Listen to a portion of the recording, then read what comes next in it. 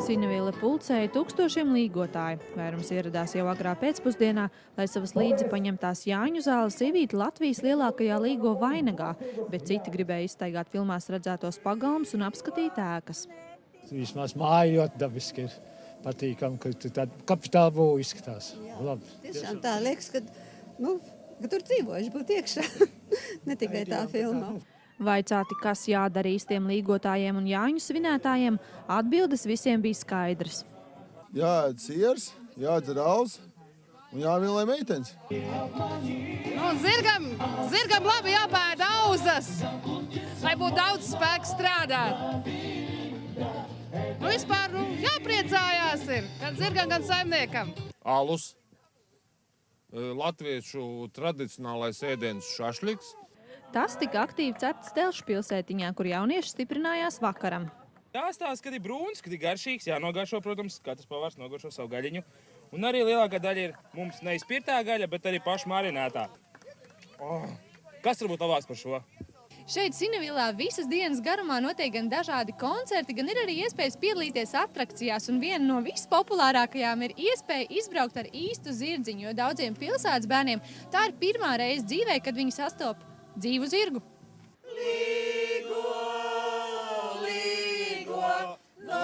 Dejotāji un dziedātāji iesildīja deju grīdi jau pa dienu un gatavojās atbildīgākajiem līgonakts uzdevumiem. Meitas jāķer droši vien. Papardziets jāmeklēt. Noteikti. Mēs metam vainedzīņu augšā tajā kokā, ja? Un ja vainedzīņš pakārās un siltīt uzēdi, tad precēšos šogad. Un es pati pirmā uzmetu jau.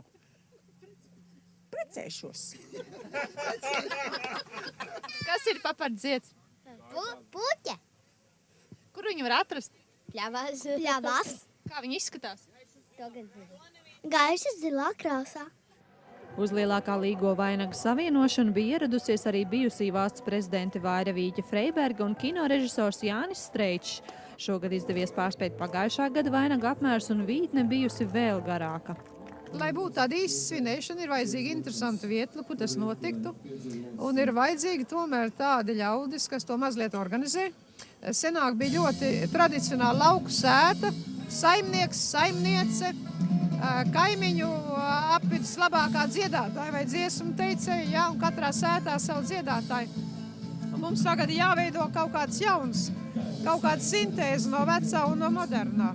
Netrūka gribētāju piedalīties arī vienā no pikantākajiem līgonakts pasākumiem. Vai kāds no jums piedalīsies pliko skrējienā? Drosminieki uz skrējienu tiešām ieradās un labprāt apdzierējās par prieku sev un sanākušajiem skatītājiem. Siltums, vai ne? Ģimnes siltums, viss šitā tai kopība, vai ne?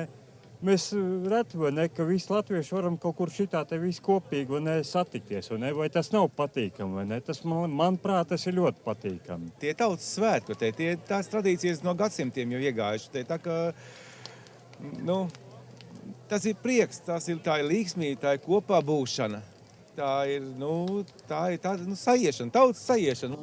Izturīgākie līgotāji nakti pavadīja dejās pie lielās skatuves un sagaidīja arī pirmo rīta gaismu.